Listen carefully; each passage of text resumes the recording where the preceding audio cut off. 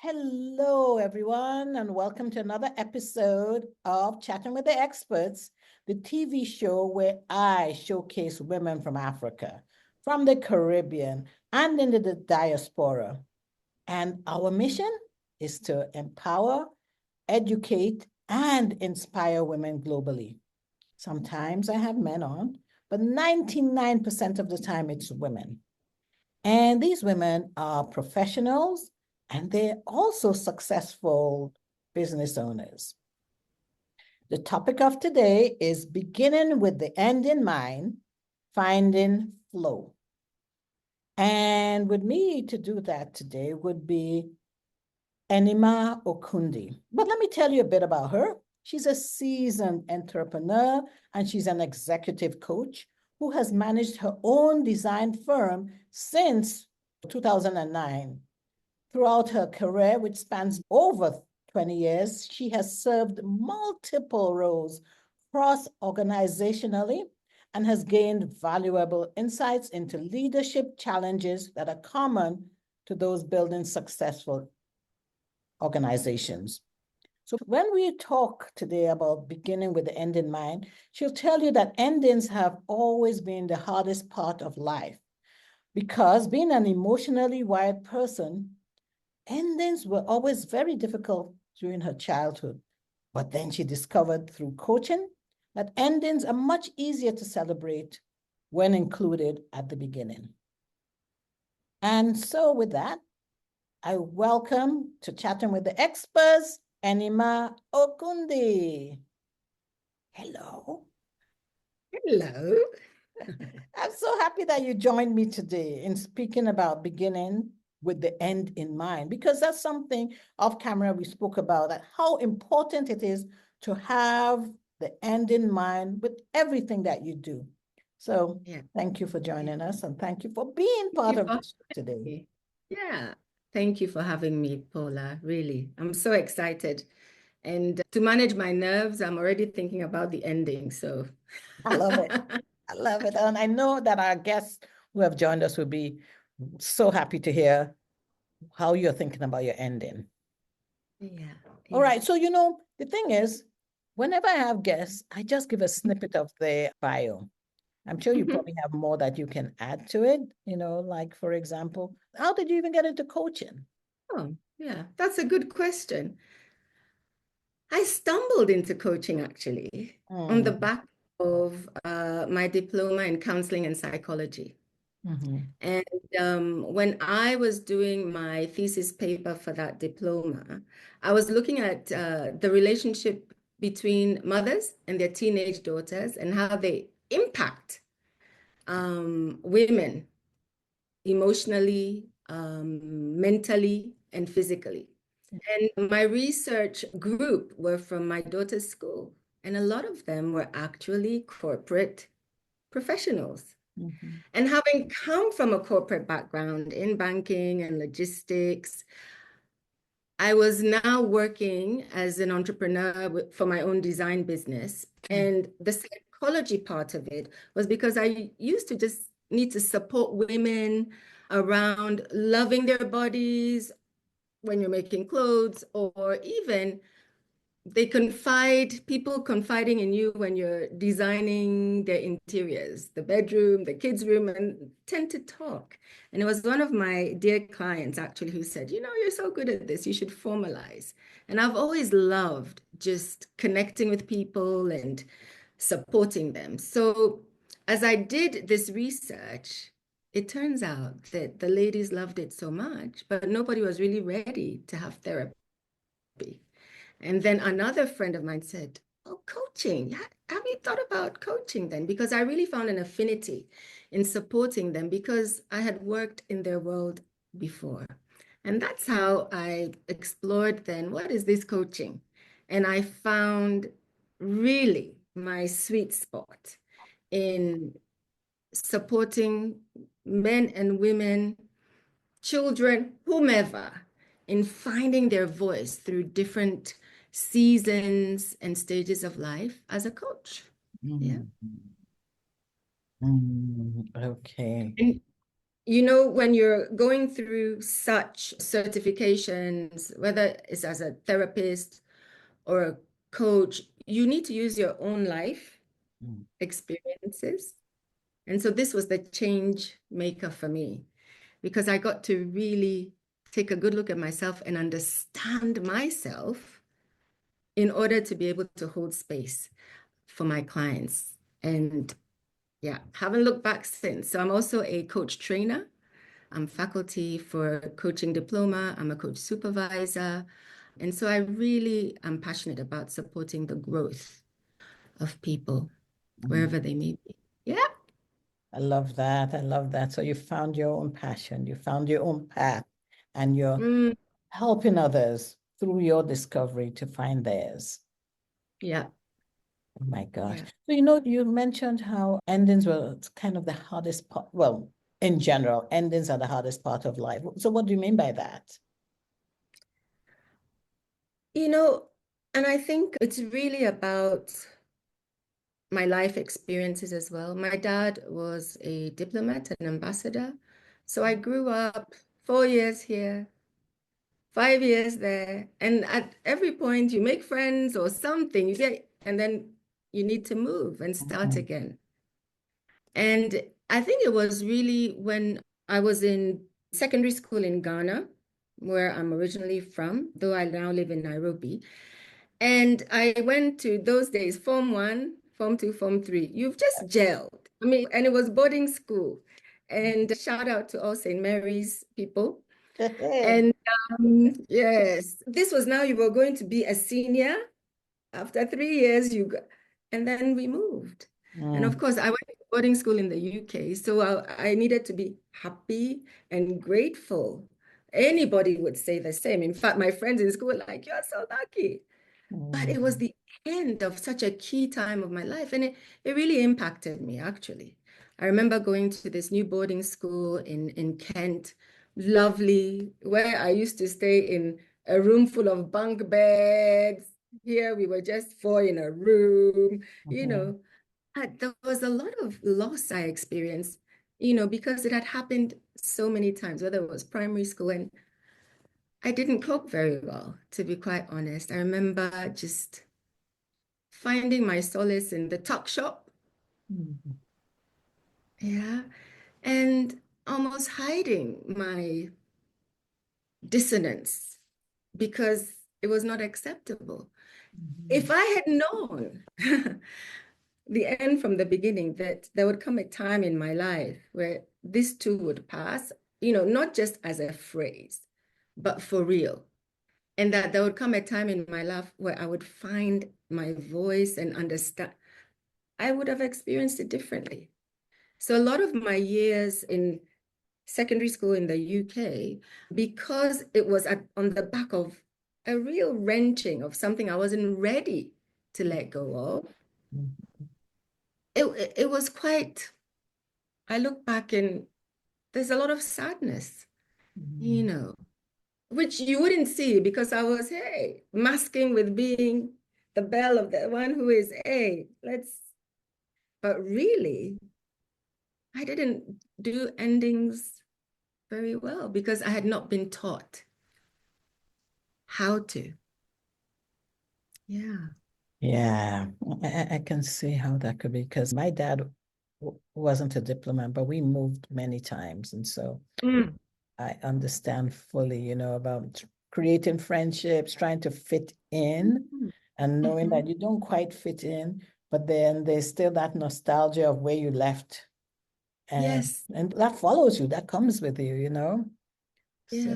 that, And you are always, you can be always the one looking for, please see me. And it's ironic because what I went through, actually, it was the proving ground for me in marriage because right, I live in Nairobi, Kenya, because I'm married to a Kenyan. mhm, And I thought at the time, when I'm an adult, I will live in Ghana. That is the end.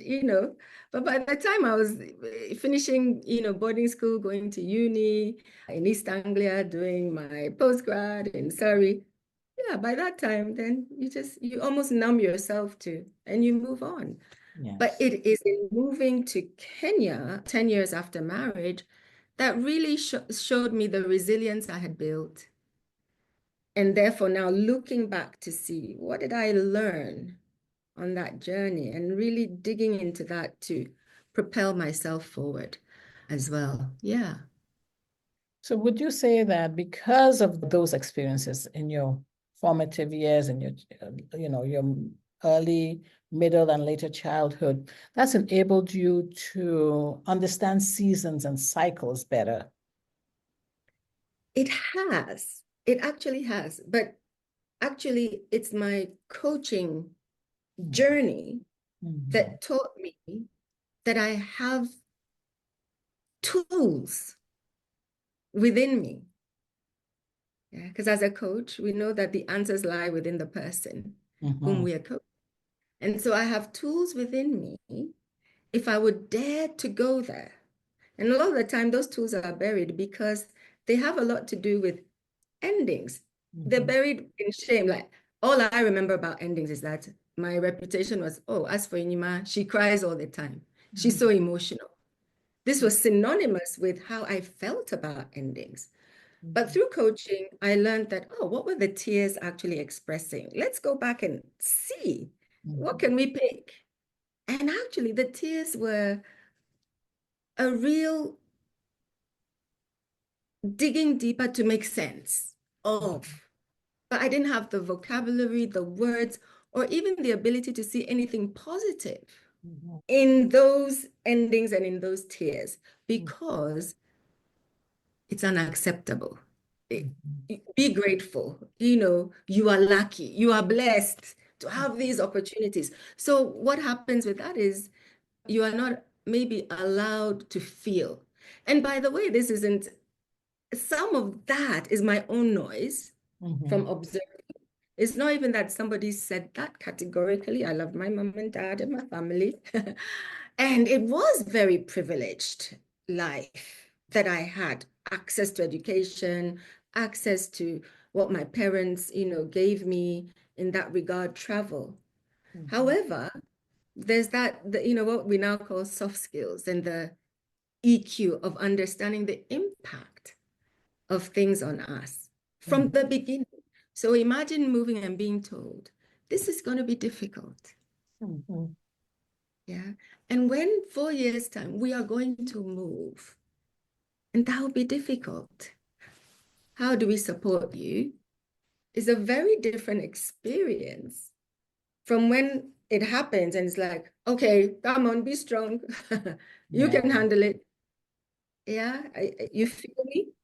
Yeah. Yep. I understand.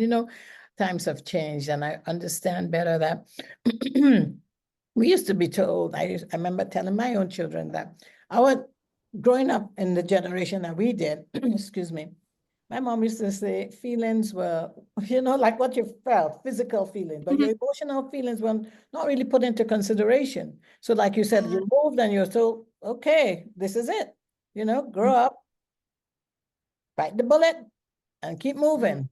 And so it's so much later that you realize that you had to suppress things. And I mean, as you said, we were very privileged. I was privileged, I realized. I've lived in all these different countries. I enjoy it now in my latter years because I find that I'm very adaptable. Adapt. There you go. Very adaptable. I can live anywhere now. I can be friends with anyone because what I've learned from that journey was that human beings are human beings. It doesn't matter what they look like, their skin color, whatever. They are human beings, But yeah, those formative years of trying to fit in, and that's the time that children tease you. You look different, you sound different, you're trying to fit in, you don't even know how to fit in. Yeah, exactly. And so the passion that I have about preparing for the end from the beginning. For example, I stopped setting New Year goals about 6 years ago. What I do is I try to envisage at the end of, now it's 2025 coming up, what do I want to feel, have, sense? And that can come in any manner of ways. As opposed to, at the beginning of the year, I would say, I'm reading 10 books. I'm going to, I don't know, make 3 collections because I have a design line. And the difference is the flow of my year, well, it will be ruled by the number, the figure I put at the beginning, as opposed to at the end of the 2025, as a creative person, what do I want to feel? I want to grow, yes, but I also want to have contributed to the design world in some way. Mhm. Because now I know that at the end, when I'm disappointed, when I haven't met all those goals, I go into freeze. I freeze. It inhibits my even creative process. Yeah. Mhm. And what that brings is a lot of expectation that can make me actually break. Mhm. And so understanding the impact of hard goals at the beginning without thinking about, and how will I feel at the end if I've not read 10 books? Mhm. I'll feel like, okay, so what can I think about? Instead of saying 10 books, how can I make this flow for me? So I no longer put 10 books. What I want to read is things that empower me emotionally, mentally, and physically. Maybe that will just be 1 book. And that's okay. Because at the end of the year, that's what I would be looking for, not the number. I love it. I really love that. So you're setting up expectations and being intentional about them. And knowing yourself. Now, like you said at the beginning, in the little blurb I had said is, I am emotionally wired. You'd call me an empath, even a highly sensitive person. That's how God created me. I Mhm. see life in emotions. So I used to spend a lot of time trying to help people understand either what I mean emotionally Mhm. or how they impacted me emotionally. I mean, for me, that's how somebody who is a data person, you're a mathematician, sees things in numbers. Mhm. I That's how do. you make sense of life. Yeah, 1 + 1 is 2. So, okay, now let's move.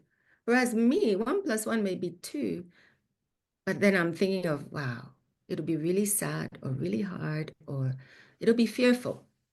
That's how my brain is wired. And so for me, things like ending, it made me understand endings and why they impacted me so much. But I also found that many, and I would talk about it because I'm emotionally wired, I would need to talk. But actually, many people suppress their emotions and get on with life. But that is also hurtful. Yeah, because then you're not actually processing how you're actually feeling. Mhm. So, as a coach, one of the skills is managing a session in the time that you have to come out with what is the desired outcome for your client, right? Now, that outcome depends on them, but it's something that can only happen if you contract for it. So you talk about it at the beginning. So at the end of our time together, what do you want to walk away with? How do you want to feel? And that's like the miracle question because it allows you then to chart the path for your conversation. And at the end, you refer back to what you wanted at the beginning, and it's like, voila. Even if you've not achieved it fully, you Mhm. can then say, how far have I come? I've made steps. And Mhm. now I can do a bit more by myself. Isn't that wonderful? That is wonderful. That is wonderful. And you said something. So as a coach, you prepare your client, about, okay, what do you want out of this? So there's even Mhm. a joy, like the joy of the beginning, because Mhm. you're beginning and you're joyful because you're looking forward. You've set up expectations. You've let them know, what do you want to achieve? So you're not going in with trepidation. You're going in more with expectation and joy. You're thinking, all right, this is what we're going to achieve. Yeah. Wow. And also, as the coach holding the space, sometimes somebody wants to achieve in an hour something that may take 3 hours, 3 sessions. And so at the beginning, you're also narrowing it down into an achievable step. So, wow, this topic, for example, that you're talking about, being able to impact your team dynamics, for example, so that project timelines are achievable. To do that, we have to work backwards too. So today, in the 1 hour we have, what is one small value add we could have towards that goal? And it might be, I really want to understand the impact of not achieving our goals and what it has on me. For today, if I can understand that, that would be great. So by the end of the session, we may not have solved the mystery of how can I get the whole team to perform at X, but if I walk away with understanding the impact that not performing has on me, that would really help me. Voila. So starting with the end in mind means we manage not only the expectations, but our output. And then the next session we have, we can take it another step further. And when I applied this to my life, really, it applies to everything. Parenting, the expectations we put on our children and how they should turn out and what they should do. Marriage, what should my husband say? He hasn't brought me. What's the expectation? Our workplace growth, friendships. Funny story. You know, I'm an organizer and I'm a creative. So you have a lot of groups that I'm in. Oh, yeah, Anyima will tell us how it should look. And one day, it was happening a few times, and I just felt like I also want to be those that sit and arrive, you know, not be the one who's always in charge of decor. But guess what? I had to say it. Say, okay, so this year for all our activities, can I be the one who arrives? Why? Because at the end of the year, I want to also be able to give all of you your flowers and say, well done. Oh, but you're so good. Yes, but I want to experience. So it took that dialogue to express what I wanted to experience at the end in order to bring that harmony, you know, in my friend group. So it applies everywhere. Everywhere. We talked about beginning and then flow. And the way I look at flow is there's a beginning, there's an end, and in between that is the flow. Is that the way you look at it too? The flow is so important. You know, flow, there's a book called Flow by a writer called Mihaly Csikszentmihalyi. And it's about the power of latent potential. For all of us, we are born and there's a destiny or a purpose path for us. We all take different varying times to find it. But when we find it, we flow. When we are resistant or maybe don't understand that there is maybe several paths and we can choose what resonates, we can be in flux as opposed to flow. And I'd like to use the sort of life cycle of a river. They have a beginning point. And in geography, I did geography at A level. I remember loving it. Yeah, because you've got Oxbow Lake when they reach sort of the middle part of their journey, because now they have gathered debris and that will hit certain corners of the land. And that's how you get the shaping. So everything has a purpose. You pick up, you're there, you're falling rapidly to create the path. And then you've picked up some rocks and then you move with them. That makes the shape. And then eventually you flow out into the sea. Yeah. And life seasons or your work path, your parenting, the flow comes with understanding what that journey encompasses. And for example, in family life, we do very well in having a bridal shower when somebody is going to get married, and a baby shower when they have the kids. But nobody has parenting, teenage shower, menopause shower, empty nesting shower. To tell you, we should tell the whole story. I love that. Teenage shower, menopause shower, and emptiness. Empty Yeah, nesting. that's good. Okay. If we could tell the story from the beginning, that life is going to meander. Mhm. There'll be disappointments. Not all your kids are going to be whatever you envisage for them, but that's okay because they'll figure it out. So Mhm. we let go a little bit in order not to break. But we really do hold tightly to expectations. I did. Mhm. You know, I don't want to disappoint my parents. I want to be a good wife, a great mom. What does that even mean? What But when does I started to it mean? flow into my seasons, like actually, my mom died Mm. 2019. I had a very serious operation on my shoulder. Then we went into COVID. Actually, no, a great mom would be me waking up and looking after myself in that season. Mhm. Because the end, if I don't do that, is I'm going to break because it was just a lot. Yes. Yes. Yeah. Oh my gosh. Hmm. Ma, we could talk forever.